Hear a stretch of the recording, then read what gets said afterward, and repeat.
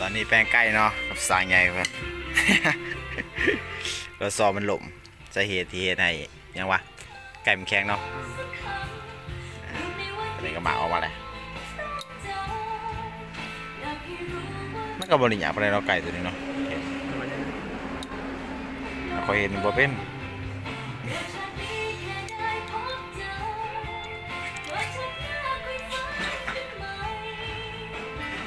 นี่ใช่คือการใส่เราซ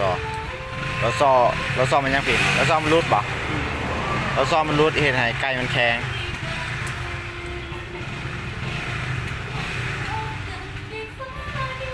อยู่สิบ่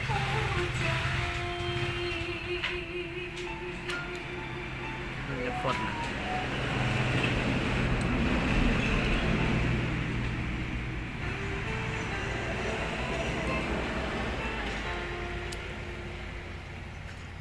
อยู่ประมาณนี้เนาะ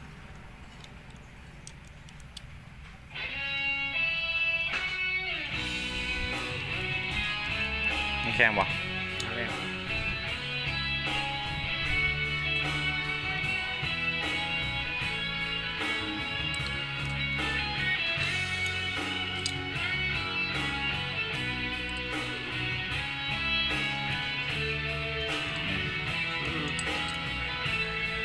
อ๋อมันแค่นั้นตอนนั้นมันหลบมาผีเลยเรามันออกแม่มันก็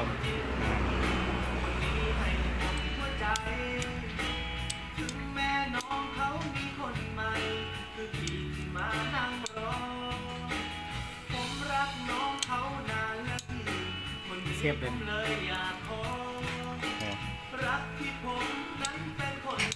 ได้ปะ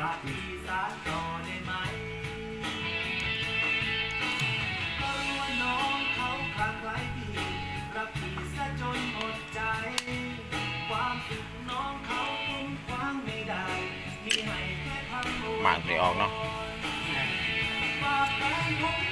แต่ก็จำน็อตใส่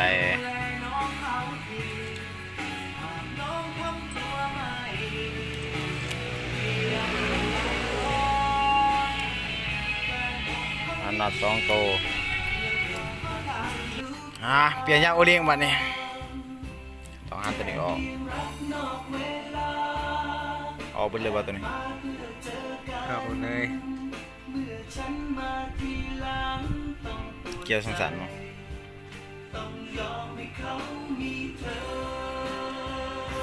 มีแหวนไหมข้างในว่าแวะบริโตก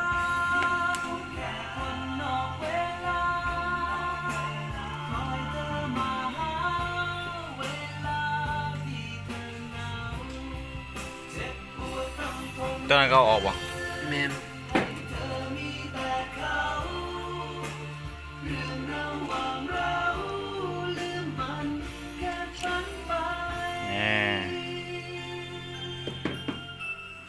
ไม่เสียบ่ได้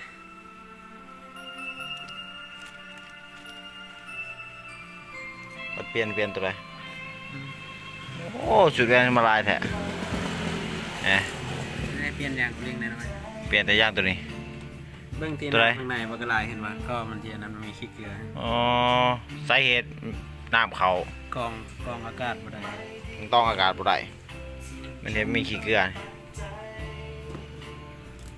เอียในย่างโอริงเทียนนี่คือสาเหตุ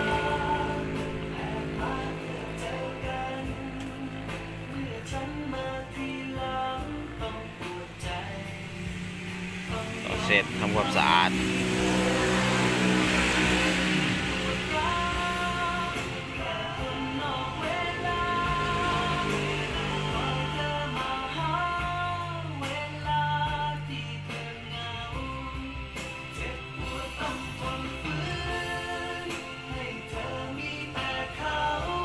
เปลี่ยนตัวไหน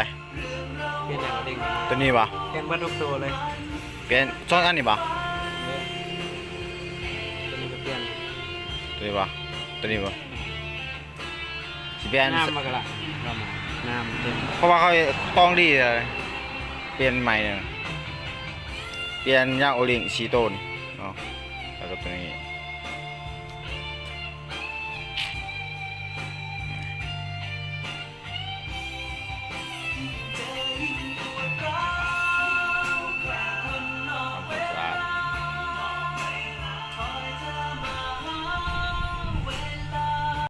อนามัยแล้วก็เอายัดเขาเลยเนาะ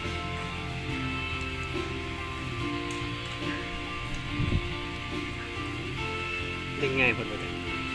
แล้วเป็นแม่มันมาเกี่ยงกันปะเกี่ยงกันปะ มาก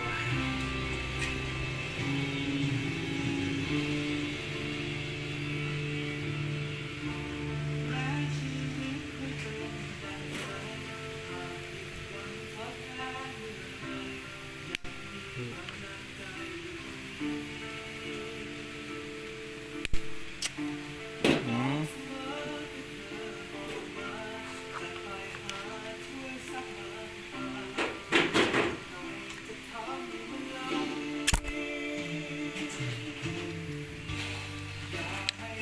โอลิกไม้สิพึกพื้นอนามัยหูนี่ให้ดีเนาะนี่ทำอนามัยเรียบร้อยอาจจะได้ก็เอาตัวนี้ใส่ ซ้ำกันนั่นนะตัวนี้ยังง่ายกันซ้ำเลย อ่ะมันเติงดิ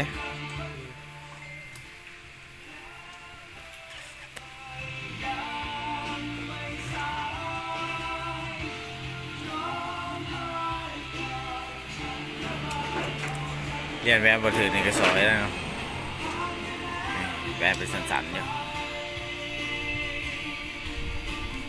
ต้องเรียนแวะหนังสือซองง่ายซอง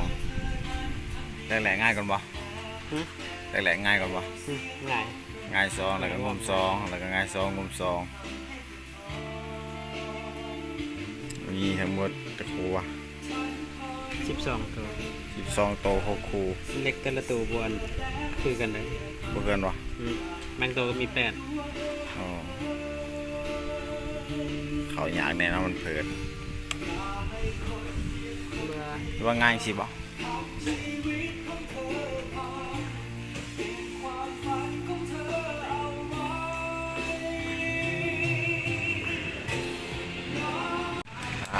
ได้แล้วเนอกตอนนี้ ยิงให้ลมนะ เออ แต่งครับ ตอนนี้ให้ลมเมิดแล้วก็เปลี่ยนว่าวตัวนี้ไหมเปลี่ยนยังก็ยากโอลิงเนาะ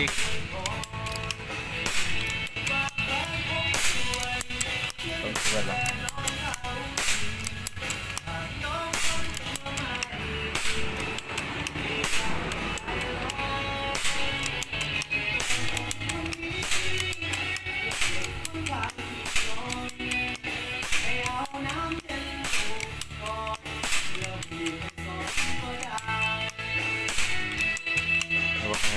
ประมาณโลนึงเนาะเบิด